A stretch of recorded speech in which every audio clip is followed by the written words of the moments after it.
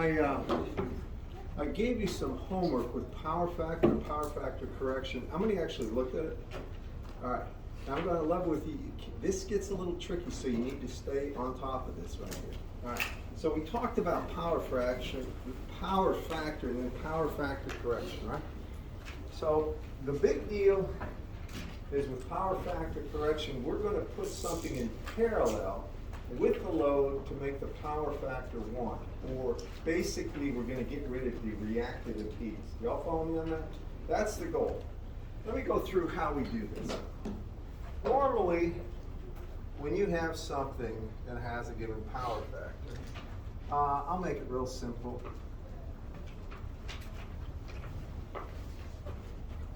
Actually, it's probably best to just do one that I assigned so you can see it.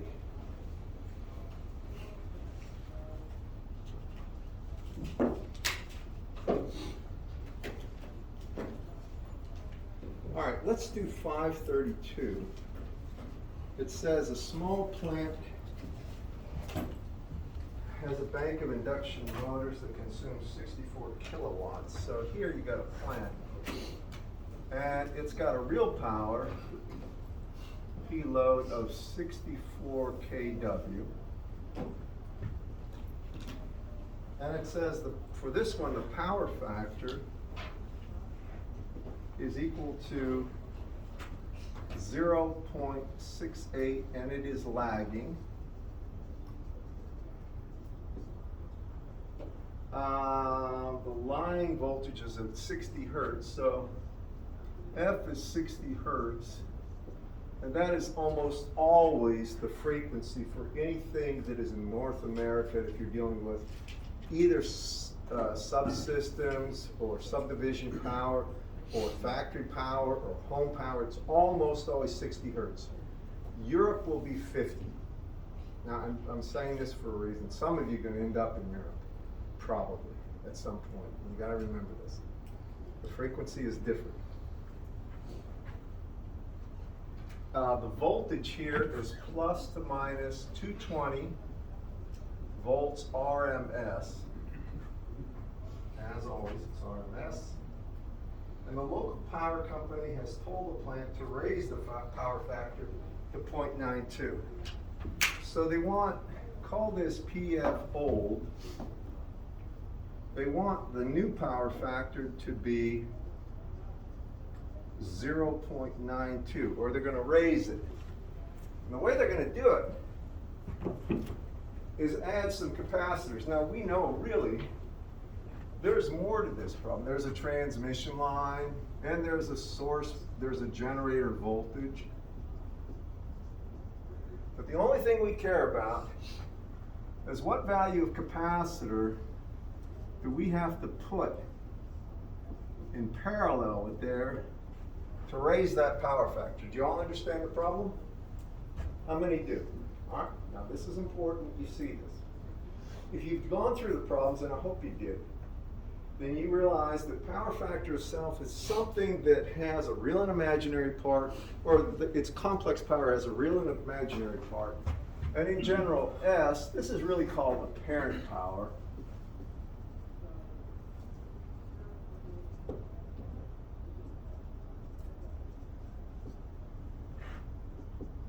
And the units are usually kilovolt amps, is equal to P, that's average power, and that's the real stuff.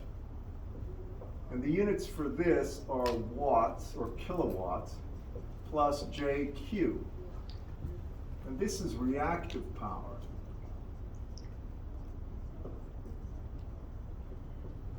And the units for this are kVAR,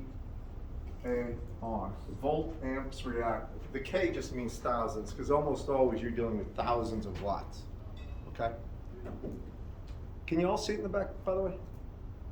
Okay. So back to this.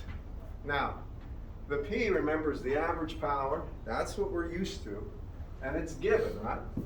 No matter what you add in parallel as far as the capacitor, the average power always stays the same. Do we understand that, everybody?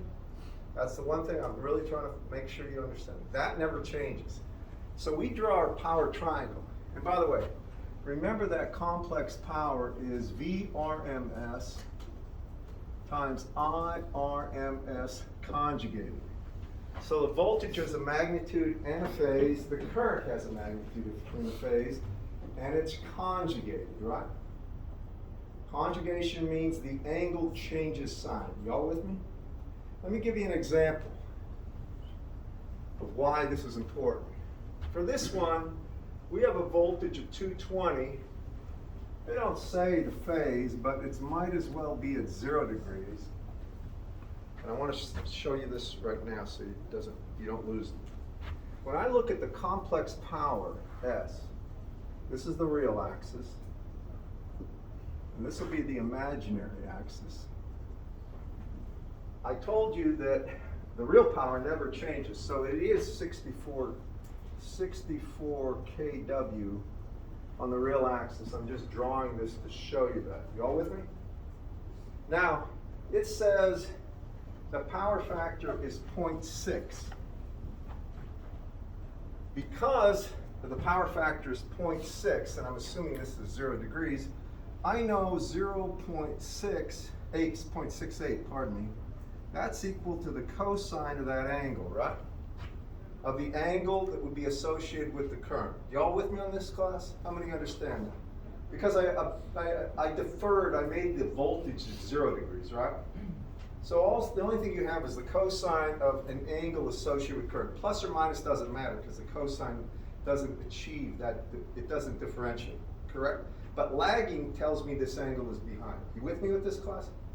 So when I find that, what is this angle? And I'll call it, I'll use what the notation is. I'll call that theta old. So that's the inverse cosine of 0.68. Can somebody give that to me in degrees, please? Get your calculators and work these things. It stays with you better. 90% of the time, if you do that, you'll find out you maintain this information in your mind. 47 point what? 16 degrees. Anybody confirm? Okay. Important, you see it. That's the old angle. Now, that means that whatever current flows here before the capacitor's added, that current is going to have some value, I, RMS magnitude, and it will be at an angle that is minus 47.16 degrees because of this word lagging, right? Lagging always means how the current's angle is associated with or relative to the voltage angle. Because it's lagging, it's behind. Y'all with me on this, class? Now, if I look at this, the complex power would be VRMS by itself, or 220 RMS at 0 degrees times IRMS. I don't know what IRMS's magnitude is, but I know its phase is minus 47.16 degrees, right? Please hear me here. But it's conjugated, right? Conjugation makes that angle a plus 47.16 degrees. So this is plus 47.16 degrees. Now when you add the angles, because when you multiply two polar numbers, you multiply the magnitudes and add the angles. Isn't that right, class? The angle would just be positive 47.16. And here's something to take from it. We know this angle is 47.16 degrees. That is the angle associated with the old power factor. And you'll notice that the actual value of S, the complex power, is in the first quadrant. All right, now please keep this in the back of your mind. If you have a lagging power factor, then the power triangle will have a value in the first quadrant. If you have a leading power factor, which is very rare, I'm just saying that. There will be a problem in the book on it, but he just does that to make sure you can think right. It will be down here. It will be in the fourth quadrant. Y'all follow me on that? And the reason is because the current would be leading. When you take the conjugate of that leading current, you get a negative angle, and therefore it would be down here. You with me, class? Just keep that in mind. So, this is S old. I like to put down old here for a reason. This is where we started. It's not where we're going. You all with me? Now, I need this. I need the reactive power. This is JQ, right? That's the reactive power. Now, we can get this a couple of different ways, but I'll tell you the easiest way. Just take a look at this. Everybody here is an engineer, right? I got the length of this axis is real power. This is unknown, but I got the angle. Opposite over adjacent is tangent, right? So I can say the tangent of that angle is equal, and this is done over and over again, the tangent of the angle associated with the power factor. The tangent of that angle is equal to Q over 64 kW, or Q is equal to 64 kW, 64K, you can forget the W because the units will be different, K times the tangent of 47.16 degrees. Now, the general form of this is, and this is old, Q old, the general form will be, it's P average, the average power, times the tangent of the angle, the old angle, associated with the actual power factor. Can you all read this here? I'm putting old to show you this is the average power. That will always stay the same, it never changes. And it's times the tangent of the angle old. Can you all see it? You all understand the thoughts and how I'm getting it? With me? Because that's a power triangle. We talked about that. And this is the relationship. Now what is the Q old for this one? In magnitude. It's going to have a J, but in magnitude. So it's 64,000 times the tangent of 47.16. Anyone? 69.02. Anybody confirm that? Is that right? Yeah, 69.02.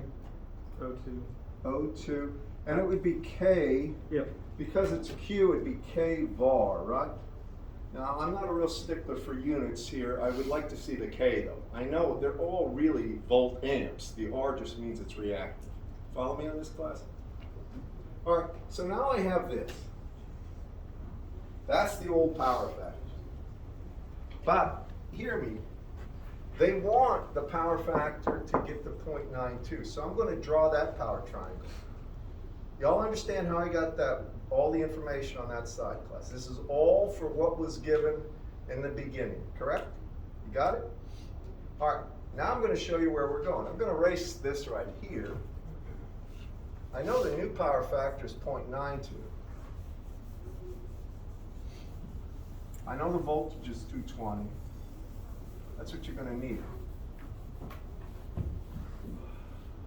So now I make the second S new. This is where we're going. This is what we want in terms of the complex power. This is the real axis. And this is the imaginary. All right? Now, you start by showing the average power. Never changes. That was 64, right? KW. Y'all see it? So I draw it here.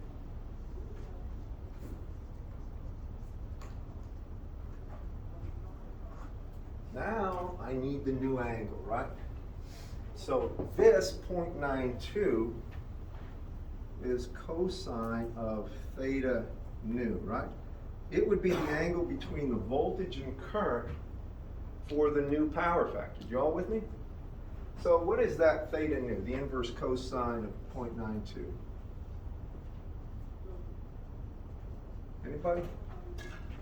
0.9999 Degrees. Oh, that's it. I didn't do inverse cosine. Say it again. 23.07. 23.07 degrees. All right? With me? Inverse cosine 0.92? Just check. A cosine 0.92. It's probably right. It sounds right. Yeah. All right, so that means here's the angle. That's theta nu, 23.07 degrees. Right? Can y'all? Maybe I should make this a little longer. So now I need to find the Q nu. What I want to do is find the value of Q, the reactive power associated with that.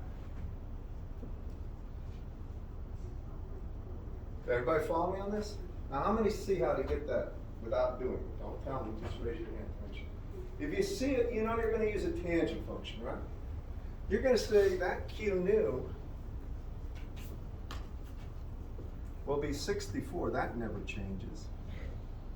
64 times 10 to the third, if you want it that way, or 64K. And it's going to be times the tangent of 23.07 degrees. And we know that you can give it to me in K or in times 1,000. Can somebody do that for me? Can you? 27.26. All right, 27.26 K.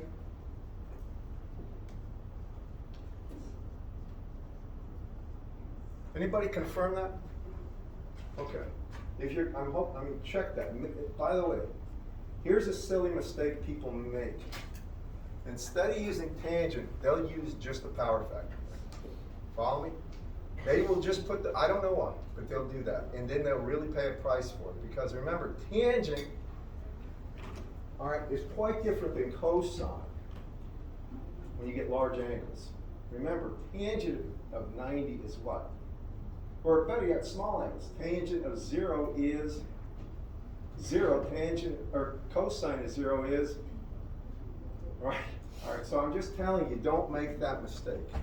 Take the tangent of the angle. Calculate the angle first. So now we've got Q nu down here. And I'm going to erase that part so I have a little more area to work with. And I'm going to show you what we're about to do. This is the important part.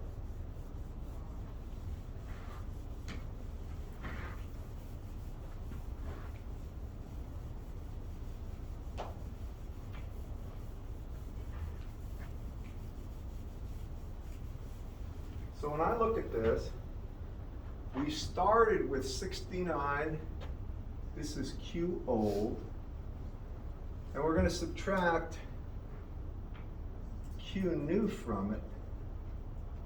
And what that is going to be, when I take a look at this is going to be the amount, well, really, let me write it down this way so you understand. Q old plus the actual Q associated with a capacitor has to be equal to Q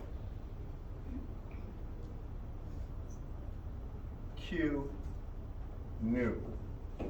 When I add the effects of the capacitor, you're going to see it will be negative, right? You'll have a negative J value. To the Q old, you're going to get Q nu. Do you all follow me on that, the thought process? That means the value of the capacitor, Q of that capacitor, and I'll get to that in a second, will be Q nu, right there, minus Q old, or just Q old minus Q nu with a negative sign. But what do you get for that? Just take 69.02 and subtract 27.26 from it. I know it's negative, but just do that for me. So that's 41.7. All right, so it's minus 41.7 kVAR, right? Are you all with me on this? So now I got to show you how a capacitor, how come a capacitor has minus JQ. I'm going to do it now. I did that sort of on the, if you looked at OneNote. I mean, I did do it on OneNote, but some of you I know probably didn't look. But I'll make it clear now. So I'm going to erase this so you can see this, and I want to be clear about it. I only have to do this once, and then the result is what you keep in your mind and use over and over.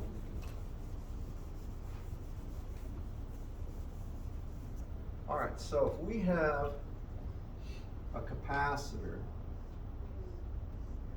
and it has a given voltage across it,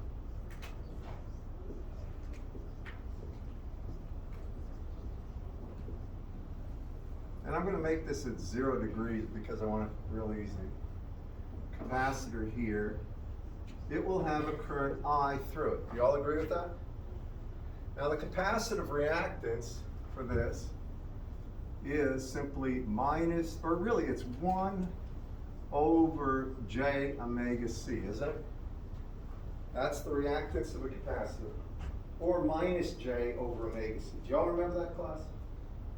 How many do? I mean, this is stuff you gotta know. I mean, when you get out of this class, you're gonna have to know reactance of an inductor, of a capacitor for a given frequency. You have to know that. All right, that's the impedance, Z. It can be minus J over omega C2. Either one's fine. Omega is 2 pi F, by the way. Everybody okay with that? Now, next thing I'm going to do is say, therefore I is equal to that voltage, VRMS. Since it's at 0 degrees, I don't have to write anything. Divided by this, divided by 1 over J omega C, or it's really J omega VRMS times C. Do you all agree with that? There I just took the reactance and I divided it into the voltage to get the current. Make sense? How many see this? All right. Now I'm going to go ahead and get the complex power associated with this, S, of the capacitor. I take the voltage, VRMS, and then I take the conjugate of the current, right? Y'all see that? This is the current, right? Right here, isn't it, class? What's the conjugate of this number? Both omega, VRMS, and C are strict real. Negative J. How many see it's minus J times omega VRMS times C? How many see that? Conjugate always fun. If you got a real and imaginary part, the imaginary part changes its sign value, right? If you have 1 plus J1, the conjugate of that would be 1 minus J1. Okay? Everybody all right with that? How many remember that? No? All right, here you go. If A is equal to 1 plus J1, A conjugated is just 1 minus J1. That's all it is. You just take the sign on the imaginary term and flip it. By the same token, A up there would be equal to the square root of 2 at 45 degrees. And the conjugate of that would be square root of 2 at minus 45 degrees. Both of those are consistent.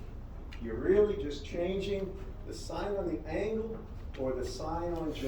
It's a real and imaginative. That's all you do. And that one is strict imaginary. You all follow me on this? So when I look at this, I have VRMS times J omega VRMS times C, but it's conjugated, so that's minus. Do y'all see that? Now I pull out the stuff, and you're going to see this is going to be minus J. It's omega C. Those are the two linear values. I mean, if you change one, it linearly changes the value of the reactive power. But then it's times VRMS squared.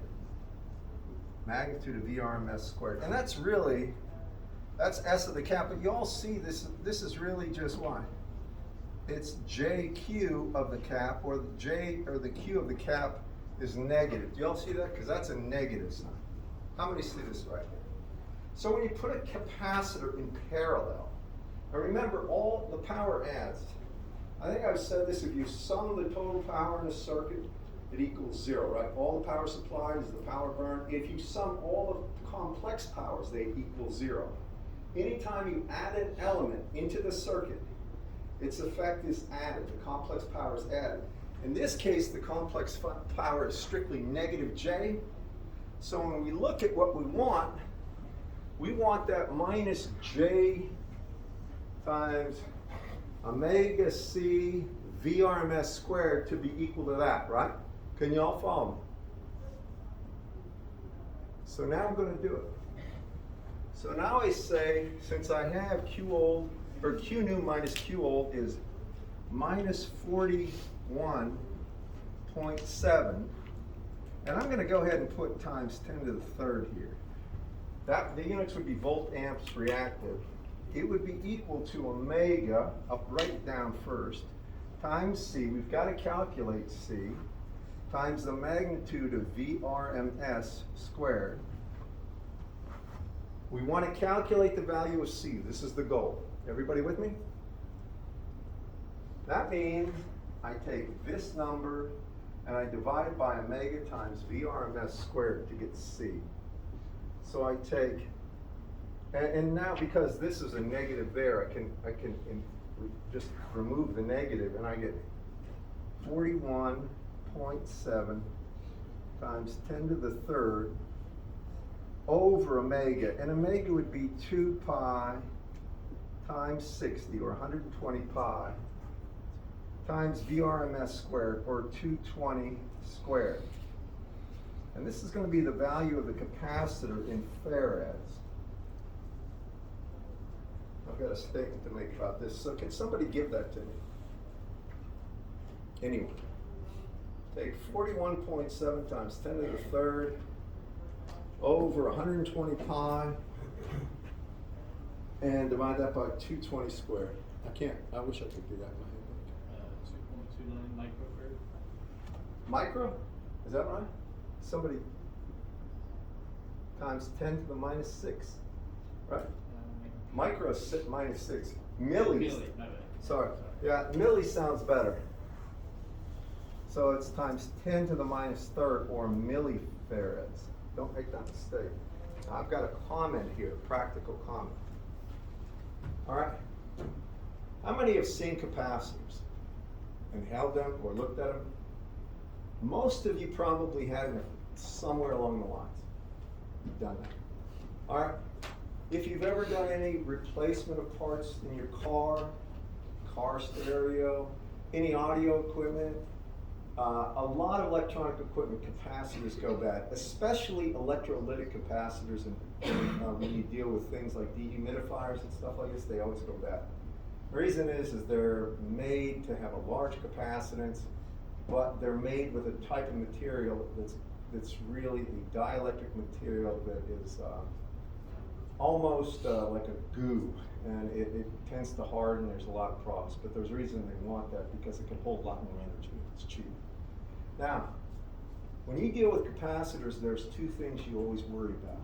First is the value, and I can tell you right now, when you're dealing with something that is of the order of millifarads, that's very large, very large. With the assumption that it can take a lot of voltage. Now, 220 volts is not a lot of voltage, but when you buy a capacitor, you don't buy it so its threshold voltage is 120. If you're going to build something, you need a capacitor in parallel with that line. That's 120 volts RMS. You want that to be about 3 times, maybe more than that voltage, because of line surges and all sorts of stuff. All sorts of things happen. When lightning hits, God help, you don't know what's going to happen. And that means that the capacitor can take that much voltage without a problem, but if it gets more than that, it may arc through the dielectric and destroy the capacitor. Now, there are self-healing capacitors. I'm telling you this as a practical sense. There are mechanical, industrial, chemical engineers that are going to be out there in the field, and you need to at least be aware of this. Well, if you go and you're talking about power line capacitors that are large, I mean on the substation, they're filled with oil or gas, SF6. I mean, transformers are SF6, I guess capacitors are. The reason they're filled with oil has a very high dielectric breakdown speed. Now when I say dielectric breakdown strength, it means what is the voltage between two parallel plates that you need before you get arcing, lightning. Think of it that way. Do you know what it is in the atmosphere right here? Any guess? 3 million volts per meter for standard temperature, pressure, fairly low humidity. When you're dealing with capacitors that have a lot of energy and is dense, you want that breakdown strength to be maybe 1.5 to 2 orders of magnitude greater. So 300 million volts per meter you would like, all right? But you would like something that is self-healing, and that's what those oils are. How many know that some capacitors are filled with oil? The power line capacitors are. That way, if they break down, and power lines are notorious for getting hit by lightning. Lightning causes unbelievable problems for everybody. Sometimes you can see the lights flicker in here from lightning.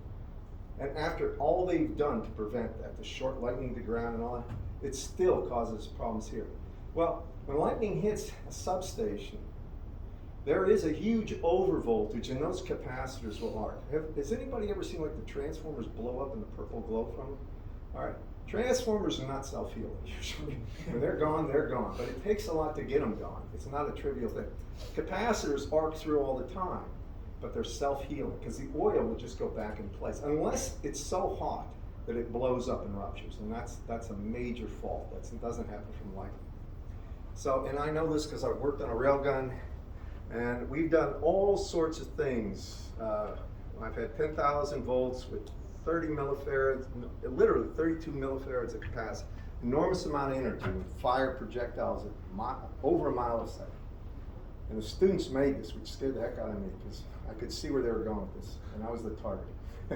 Anyway, what we did was when we wanted to take down all those capacitors, suppose something went wrong, we couldn't discharge it through the gun, we made a water resistor. It's amazing how fluids take enormous amounts of heat to heat up. And we just have a piece of really thick, it's like surgical tubing, maybe 1.5 feet long, and we filled it with water. We put 2 corks in the end. We had to put copper sulfate in there to make it conducting. You can use salt. And then we just put corks in it with conducting rods to that. Then we had and we discharged that whole bank. The water would get a little warm, not much.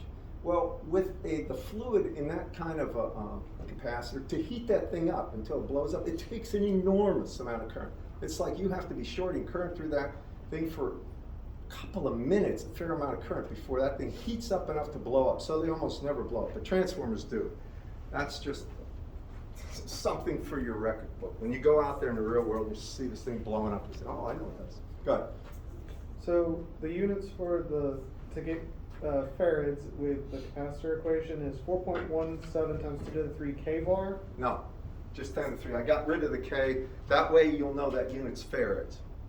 So it's volts, amps, reactance. Yeah, it's just volt amps. Don't worry about amps. Yeah. Over 220 volts. Squared. Squared. V squared. And this is Hertz. I'll show you the units how they work out later if you'd like. They do work out, trust me. A farad. Anybody have to do this unit stuff in chemistry like I do? It was always making the units work out when I was taking chemistry, and the truth is these units work out. That's one of the classic problems. All right, so that's how a capacitor is used to make the power factor change, reduce it. We would like the power factor, here's the trick. You would like the power factor to be 1, for the angle to be 0. You all with me? How would you get that?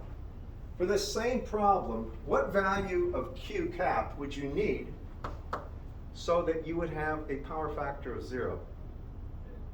What would you like? You would like Q nu to be Q old, right? No, sorry. You would like Q cap to be Q old with a negative side. Do you all follow me on that? You would like the capacitor to have negative the Q value of the system, right? Because then there would be no reactive power. Do you all follow me on that, class? How many understand that? All right. So in other words, if you wanted a power factor of 1, we might as well do that because we're on this problem. So everybody will see it. We've got this capacitance, and this is a big capacitor. I'm just telling you, this is not something small because this is going to be like probably 1,000 volts breakdown strength on this one, or better.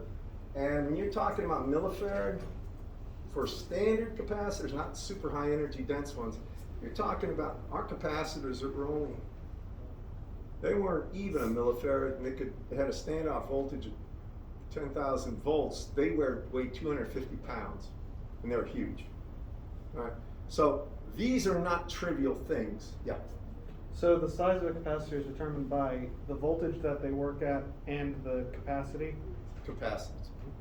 So like for 12 volts, that same capacity. Much smaller, much smaller. Okay.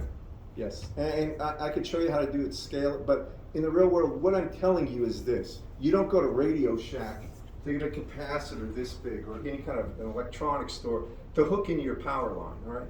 And to just, solder it in. It doesn't work that way. That's huge.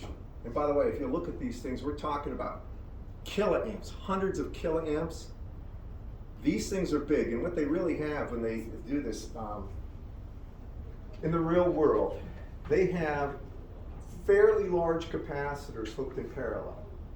And they have electrical switches, so they just switch in and out capacitors depending on the load, how many motors they have going, if it's a mill or something like this. And that will cause the power factor to come down. And most of the time you can't get it exactly zero. And the reason is because as these machines get different loads, if they're lathes or something like this, one's off, the other's on, the actual power factor changes continuous. See, you want it around 1, you want the angle about 0, but then there will be always some drift one way or the other, and you can never get rid of it all. What the power company does is puts limits. It says you have to be at a power factor greater than like 0.9 or you start getting fined. That's what will happen. And they can measure that very effectively. And if you don't have that, then you'll start paying a fine.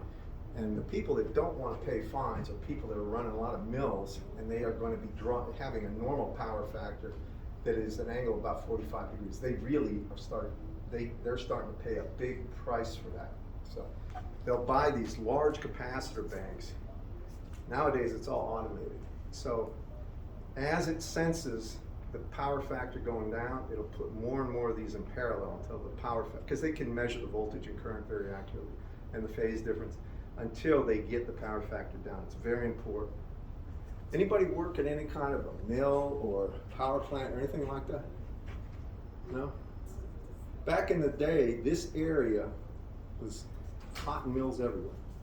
I mean, 50 years ago, the South was loaded with all these mills. And the engineers that did that literally had to do it with Frankenstein switches. You ever see those large switches that you flash? I mean, that's what they did. I wouldn't be fond of doing that in a lightning storm, but that's what they did. So I'm going to go back to this thing. And now we're going to take Q old. We're going to calculate the capacitor that will take it down.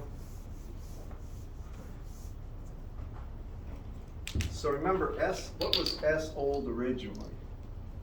It was 64 kW plus J, what was it, 69, I think? Point something? Anybody? The beginning of this problem? The old one. 61 what? 69.02. 02. K var. So now the problem is this, and this is something I'll ask. I'll ask that first part, but then I want the capacitor's value that'll make the power factor equal to 1. Now when I say power factor equal to 1, what am I really saying? In your own words. I want the reactive power when I add that cap to be 0. I want J 0. Correct, class? All right, so how do I get it? Well, to get J 0, I want the capacitor to annihilate that. Y'all follow me? Y'all see this right here? So I know minus J 69.02 times 10 to the third has to be the reactive power associated with that capacitor. Remember, for a capacitor, reactive power, or I'll just put it as JQ is equal to minus J omega C VRMS squared, right? Just remember that. You can write that down. You need to know that. It's negative J omega C VRMS squared. So I set this equal to minus J omega C VRMS squared. And now I go ahead and I solve for C. It'll do this. So C itself will be equal to 69.02 times 10 to the third over 2 pi times 60 times 220 squared. Tell me what that is. It should be larger than the prior value, but it'll be millifarads. The only thing that's changed is right here. We got 3.782. 3.782 millifarads, or 10 to the minus third farad. How many got that? You got it? Anybody else? Please, I know it looks simple, but writing down and doing equations helps burn that into your brain so they don't forget it. I've learned this lesson the hard way. You got it, guys? How many got that, or we got something different? You got it? Okay, I'm going to trust that this is right. All right, now that's bigger than the previous one. That's the largest value of capacitor you would need. All right, for this particular problem, to bring it down. And that'll bring the power factor down to 1. And that's really it when you deal with power factor correction. Everything else just has to do with what they give you. Maybe they don't give you a voltage. Maybe they give you a voltage or a generator. They give you enough information so you can get it down to this part, okay? I probably, well, you can read a lot about complex power as far as, you know, some of the different ways people use it to calculate things. But the real bottom line is, the benefit it is to you is to see how you get rid of the unwanted reactive power. And that JQ is called reactive power that you don't want. Nobody wants it. It doesn't do any good. But it's there. What is the actual effect of the reactive power? It increases the amount of voltage that the actual generator has to have in order to get power, the same amount of power to the load. So the more, think of it this way, if you want the same amount of current in a resistor, and it's got J something in series with it or parallel, the only way you're going to get that there from a voltage, from a single source, is increasing that voltage at the source. And increasing that voltage costs the power company. That's the bottom line. So the factory need to purchase some adapter on their machines to. Well, not machines. They do this where the line comes into the factory. That's where they have these giant banks of capacitors, and they put them in parallel with it. It's basically the capacitive. That capacitor is going to have it's going to have a reactive power exactly equal to in magnitude, but opposite in sign of the actual reactive power the plant's using.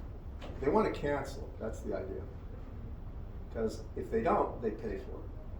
They can pay for it if the power factor goes above 0.9. And don't quote me on that, because it could have changed. I'm using something where nowadays, I don't know if you realize it, there's a whole bunch of different power companies, smaller power companies, that dictate policy and all that stuff. So what it is, even in state to state, may be different. I know there's all sorts of weird laws that have come in that allow smaller groups to, it used to be just one big regulated utility, but now things have changed, and I don't know what's allowed anymore. Okay, so before we get into three-phase, I want to do at least one more problem like this for everybody's sake. And then I want you to all do that homework. The quiz on Friday is going to be on this. So hopefully it's in your best interest to follow me on this. If anybody has one they want me to do, I'll do it.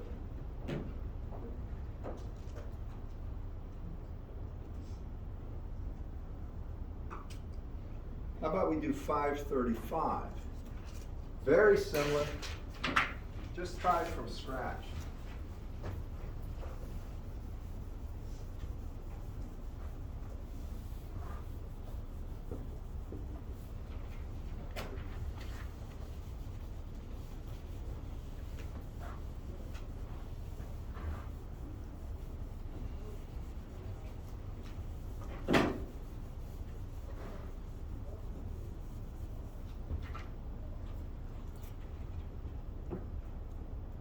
So 535 says an industrial load is connected to a 60 hertz line. I'm going to tell you right now, I will use 60 hertz on the quiz.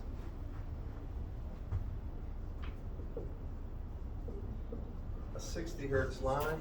This is 535.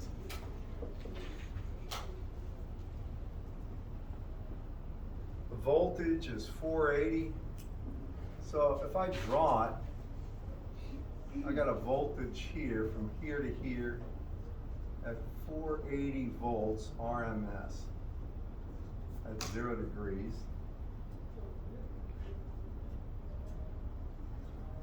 This has a real power in the load of 120 kW.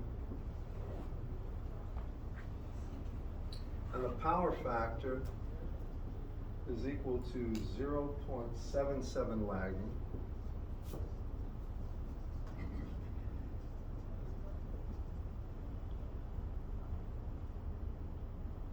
And they want to know the value of the capacitor you would put in parallel with this.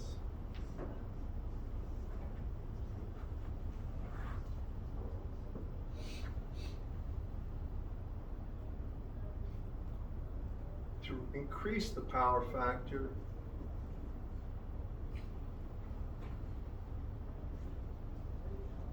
it's 0.9.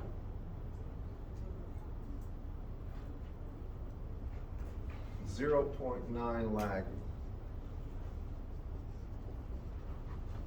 All right. So now, how do you do it?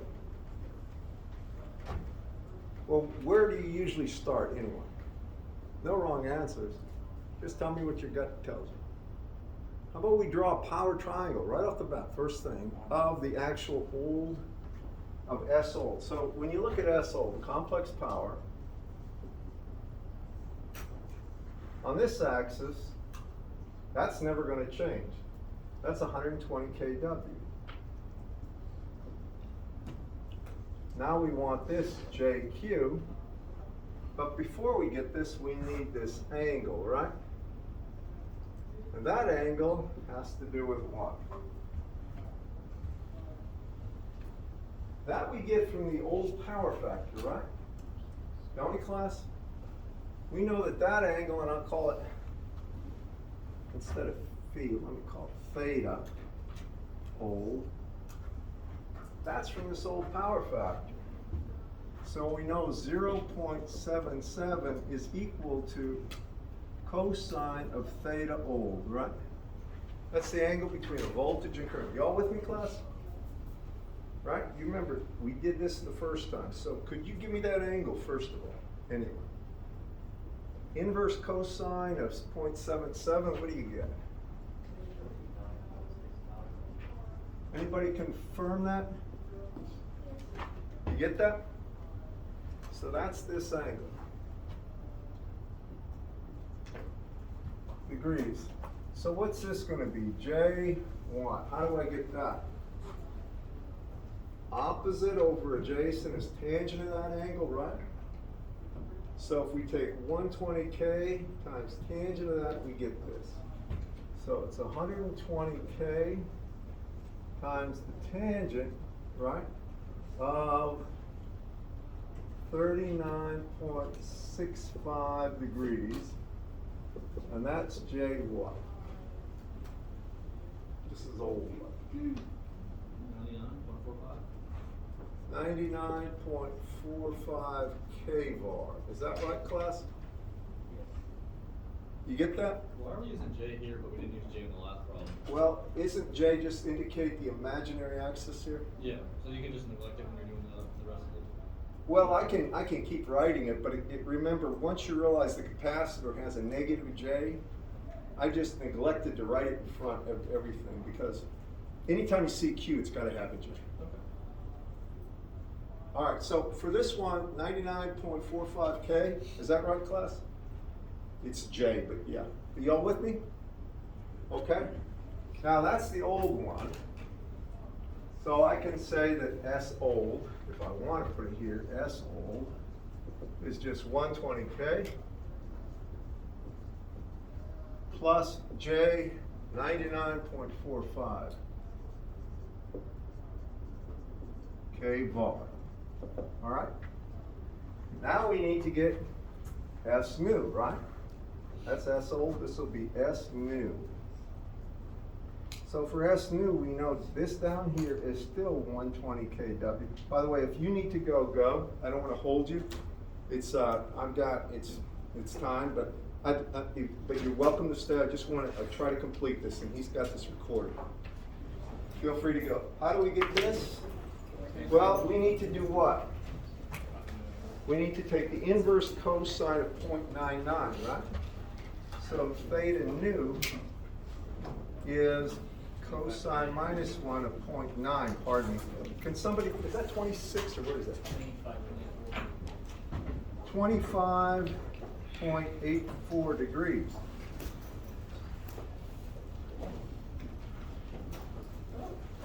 So this makes that J what? 58 what? K var. Are y'all with me, class? The only thing I've done there is what? I'm using the tangent function to get this, right? Opposite over adjacent is tangent of that angle. Follow me? Now, the difference in the two has to be done or has to be caused by the capacitor's value, correct, class? So when we do this, what do we get for this capacitor? Let me do it here. We find out what? We can say that we see the Q value up there, which is, or the new Q is 58.12, and it's K, minus the old, which is 99.9. Is it 9.5? 9.45? Point what? 0.45. I'm sorry, 0.45. Okay, so this is a negative value, and so it's minus J. What's this come out to, class? What is it? 41.33. And that has to be equal to omega C times the voltage squared, right? Y'all with me? So can you all see here? There's a J, a minus J here, but really you're going to take C is equal to, and this is K by the way, 41.33 times 10 to the third divided by 120 pi because it's 60 hertz, and the voltage is 480, so it's 480 squared. And can you just give me that value? I've given you solutions, but you all follow me in the technique you used to get it? Say again? 0.476 milli or micro? Microfarad. All right. Now the answers are there, but I wanted to show you the technique one more time. All right, I'm going to give you some. I gave you problems before. Please do them for Friday and get ready. You'll have a quiz on this. All right. All right. I got to get out of here. Sorry for keeping you. I just wanted to finish that thought.